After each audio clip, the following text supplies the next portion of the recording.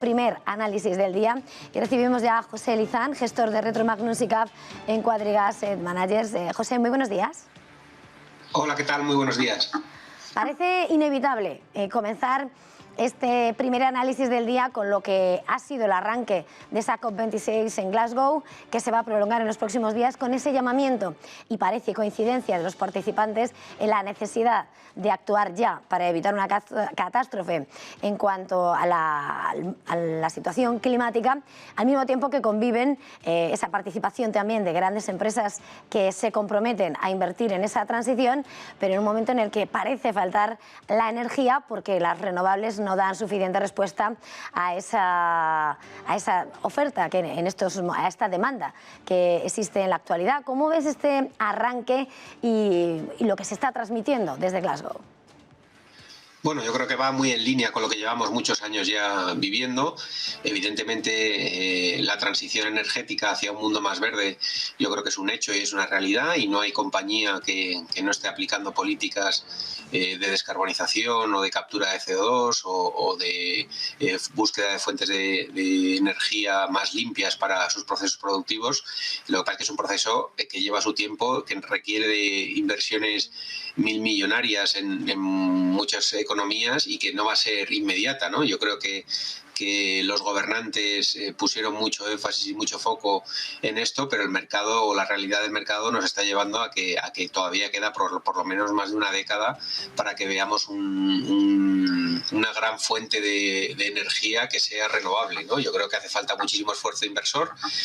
Los gobiernos y las empresas están volcando las inversiones en esta transición energética, pero como digo, queda todavía mucho trabajo por hacer y bueno, pues yo creo que los mensajes van a continuar en esa línea, las ayudas públicas van en esa línea, los planes de gasto público tanto en Estados Unidos como en Europa van mucho en la línea de este tipo de proyectos, y creo que es un hecho pues que es imparable, pero que va a tomar su tiempo. Y mientras tanto, pues evidentemente en los mercados de energía vamos a seguir teniendo pues que abastecerlos, y como en la situación actual, ¿no? Cuando hay problemas de oferta, pues los precios se disparan, ¿no? Pero bueno, yo creo que a medio y largo plazo lo lógico será que vayamos hacia una descarbonización y que los precios de los combustibles fósiles tiendan a la baja, ¿no? Independientemente de que a corto plazo pues el gas, el carbón o el petróleo estén en niveles muy altos, ¿no? Pero yo creo que en ese proceso de transformación la tendencia a largo plazo será cada vez usar menos ese tipo de combustibles e ir hacia fuentes de energía mucho más limpias, ¿no? Pero bueno, eso va a llevar, como digo,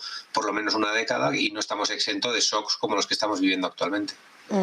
Precisamente ante la situación actual, hoy destaca ese llamamiento de Pekín, lo hemos conocido esta mañana en Reuters, en el que llama a su población a aprovisionarse de bienes de primera necesidad para hacer frente al invierno por esa situación de crisis energética. Se temen nuevos parones, hay parones en fábricas por energía, por nuevos brotes de coronavirus. Parece que se dificulta, ¿no?, el ritmo de aminoración de energía contaminante para cumplir con esos objetivos climáticos, y en fin, de hecho ha sido el gran ausente de esta cita, pese a mantener esos compromisos presentados en el último momento para colaborar a esa reducción de emisiones de gases.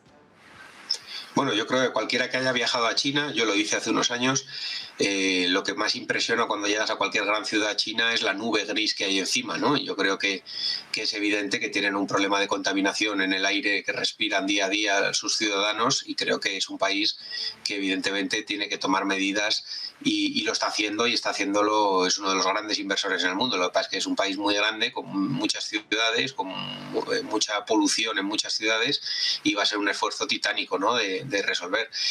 Respecto a las restricciones, es una evidencia que China, bueno, dentro de su oscurantismo, ¿no?, la semana pasada pues volvió a tomar medidas drásticas con algunos casos de COVID, ¿no?, y volvió a cerrar determinadas actividades públicas.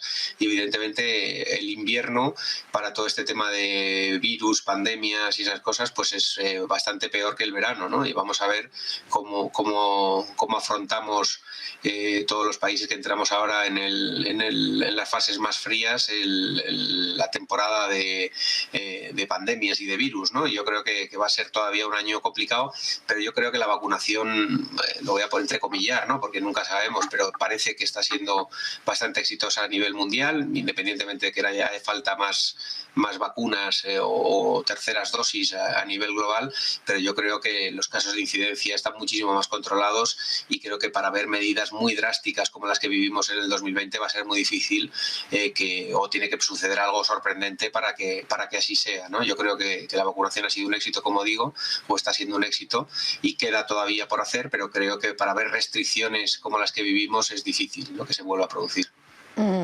Estamos viendo, ya por terminar un poco con este asunto, ese llamamiento de Biden, por ejemplo, entre esas voces, como hemos visto también al premier Boris Johnson, al presidente de España, hacer llamamiento para avanzar en esa reducción de emisiones de gases mientras se amplían ciertas discrepancias. India sí que ha dicho que se va a necesitar un tiempo más amplio de lo que se esperaba y estamos viendo como de forma continuada en los precios de las materias primas se ven los bandazos, ¿no?, de lo que es la demanda real en el tiempo actual que estamos viviendo y las necesidades del futuro. Hoy, por ejemplo, estamos viendo recuperación en el precio del petróleo mientras se espera que siga escalando hasta cierre del año. ¿Cómo ves en esta situación, por tanto, lo que puede ser el comportamiento de las materias primas, de estos componentes fósiles como el petróleo en los próximos, en el medio plazo o en el más corto plazo? No sé.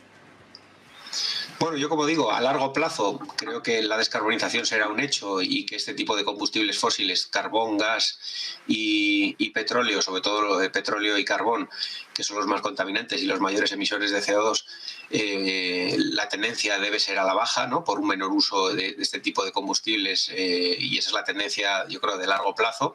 A corto plazo, evidentemente, ha habido un desincentivo a la inversión muy fuerte en los últimos 3 o 4 años en todo lo que es extracción de crudo, en todo lo que es drilling, y muchísimos pozos y muchísimas plantas se han parado y han reducido el CAPEX, y las petroleras los hemos visto, ¿no? Las petroleras europeas, toda la generación de caja que hacen la invierten en comprar huertos solares o instalar huertos solares o instalar eólicos, ¿no?, y reconvertir las compañías hacia compañías energéticas y más limpias y tendentes hacia la neutralidad en CO2, ¿no? Entonces, esa falta de inversión hace que mientras esté el proceso de transición energética, pues pueda haber shocks de oferta como los que estamos viviendo, ¿no? Una falta de inversión, una demanda reactivada muy fuerte, restricciones de oferta en el mundo del gas, ¿no? Lo hemos vivido con Rusia, ahora tenemos problemas en el norte de África también, hay una serie de restricciones a todo lo que es la oferta de gas que ha afectado a los precios, pero bueno, yo creo que son factores transitorios que deberían ir según se vaya avanzando en esa descarbonización y en ese mundo de transición energética, pues deberían ir sustituyéndose unas por otras, pero en el ínterin pues vamos a tener estos shocks y yo creo que probablemente durante 2022 pues sí que tengamos unos precios todavía altos hasta que se restaure la oferta, ¿no? Yo creo que una vez que el precio sube, el incentivo a invertir aumenta, ¿no? Y el incentivo a que pues el fracking, por ejemplo, empiece a volcar crudo al sistema, pues también aumenta. Hemos visto liberación de reservas por parte de Estados Unidos. Bueno, pues yo creo que la oferta poco a poco se irá restaurando y los precios deberían ir tendiendo a la normalidad, ¿no? Entonces hay que distinguir corto plazo de largo plazo. Desde mi punto de vista, a corto plazo esos shocks de oferta son inevitables y escaladas de precios. A largo plazo la tendencia debería ser hacia un menor uso de esos combustibles en detrimento en favor de energías más limpias, ¿no? Hablando ya de compañías y de energías limpias, tenemos que hablar de Tesla, que ha vuelto a marcar un nuevo hito, esos $1.200 la acción, en un momento en el que efectivamente todo se mira hacia esa movilidad más limpia, cero emisiones. ¿Cómo ves a la compañía de Elon Musk? Bueno, subida exponencial, subida libre, ¿no?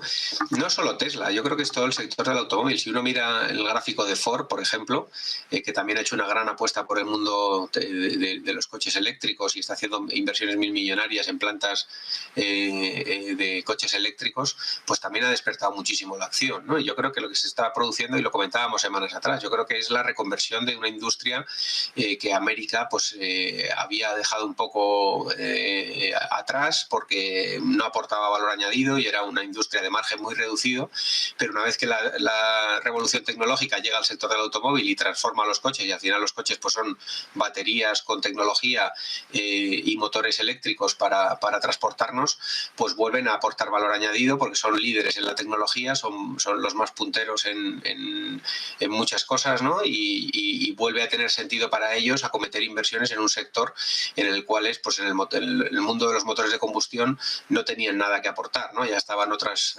economías que eran más competitivas que ellos, ¿no? Entonces, en este mundo de transformación de los vehículos, América ha tomado el liderazgo, está reconvirtiendo una industria, está volviendo a generar empleo en una industria que había destruido mucho empleo en las últimas décadas, y yo creo que eso es lo que estamos viendo en las cotizaciones tanto de Tesla como de Ford, ¿no? Que es la reconversión de una industria que empieza a tener sentido y valor añadido para ellos y empieza a darles margen, ¿no? Y yo creo que ahí es donde está el éxito de Tesla, ¿no? Que las patentes, el liderazgo tecnológico que lleva, independientemente de pues, que la capitalización va muy por delante de los números de la compañía, ¿no? Y eso es una evidencia, no descubro nada, ¿no? Que está a unos múltiplos muy exagerados, pero yo creo que eso es lo que está cotizando, ¿no? Que Estados Unidos se ha reenganchado al sector del automóvil porque a partir de ahora sí que pueden aportar algo de valor añadido ahí, ¿no? Precisamente querría poner ahora la mirada en un sector totalmente diferente y de comportamiento dispar. Mirando ya al mercado español, estamos viendo cómo siguen ahondando las caídas, profundizando ese desplome en las acciones de Farmamar. Este lunes un 10% de caída, un 4% prácticamente el viernes, pero bueno, las caídas con respecto a justo hace un año están siendo espectaculares, pierde la mitad de su valoración en bolsa. No sé cómo justificar este comportamiento y qué recorrido le ves. Bueno, los resultados empresariales de Farmamar el último trimestre han sido un poco decepcionantes. Ha quedado un poquito por debajo en ventas de oncología, un poquito por debajo o bastante por debajo en ventas de diagnóstico, ¿no? Con una menor incidencia del COVID, la parte de diagnóstico que estaba funcionando muy bien, pues ha tenido un impacto fuerte, y eso ha hecho pues que las estimaciones de algunos analistas se rebajen, ¿no? Por unos peores resultados. Todavía, además, todo el tema de la aprobación de su fármaco en Estados Unidos por parte de la FDA pues está retrasando un poquito también, ¿no? Y eso está metiendo algo de presión al valor. Yo creo que al final los vaivenes de Farmamar es un tema de gestión de expectativas, ¿no? Si la compañía alienta pues que tiene un fármaco para temas de COVID y luego pues se desinfla y alienta siempre unas expectativas muy agresivas, pues evidentemente si no las cumples luego tienes decepciones en el precio, ¿no? Yo creo que eso es un poco lo que ha pasado. El management gestionó con mucha euforia todos los posibles éxitos que podría tener uno de sus fármacos para tema de COVID, y las expectativas que generó sobre la comunidad inversora fueron muy altas, ¿no? Y yo creo que al no concretarse, al no materializarse, pues esa euforia o esa decepción empieza a llegar al mercado y empieza a pesar en los números, ¿no? Si a eso le unes un trimestral algo más débil de lo esperado, pues tienes una corrección como la que se está produciendo. De todas formas, yo creo que el acuerdo de Jazz es una realidad, fue transformacional y siempre hemos dicho lo mismo, ¿no? Para nosotros Farmamar por debajo de 70 euros es más una compra que una venta, por encima de los 80, 90 euros por acción nos parece que está más que en precio, ¿no? Entonces, bueno, es una compañía muy volátil, muy binomial, pero sí que es verdad que hay una realidad transformacional que es ese acuerdo con Jazz y que cambió la compañía y que le ha dado un valor y un sentido a la misma, ¿no? Entonces, bueno, yo creo que quizás un Farmamar por debajo de los 60 euros sea más una compra que una venta, desde luego. Y ya para terminar, pero sin lugar a dudas, una de las citas claves llega ya también, está sobre la mesa, arranca la reunión de 2 días de la Reserva Federal, esa reunión en la que bueno, ya sí se espera ese anuncio de reducción de compras. Jerome Powell no lo escucharemos hasta el cierre del mercado de mañana miércoles, pero ¿qué espera el mercado realmente? Bueno, pues yo creo que las expectativas de tightening están empezando a acelerarse o a adelantarse en el tiempo, ¿no? Estoy viendo ya algunas casas globales que todo el mundo antes hablaba, al principio hablábamos de para 2023 mediados, luego ya para principios de 2023, y ya empieza a haber algunas casas que están empezando a hablar que para el verano del 22 o el otoño del 22 podamos tener las primeras subidas de tipos en Estados Unidos, ¿no? Porque se espera que los niveles de precios, junto con una recuperación muy robusta y muy probablemente el alcance del pleno empleo, petróleo pues se produzca, ¿no? Entonces, desde luego es una anticipación de las expectativas y veremos si se confirma o no por parte de la Reserva Federal esa confirmación de producirse, pues probablemente genere cierta volatilidad en los mercados, ¿no? Aunque yo creo que van a seguir con el mensaje de estamos en tapering y vamos a ir viendo los datos poco a poco a futuro, ¿no? Pues vamos a tener que dejarlo aquí. Muchísimas gracias. Estaremos pendientes de esa comparecencia Powell de este miércoles. José Lizán, gestor de Retromagnus y Café en Quadriga Asset Manager. Un placer tenerle esta mañana aquí en Negocios Televisión. Feliz jornada y feliz negocio. Igualmente, un saludo.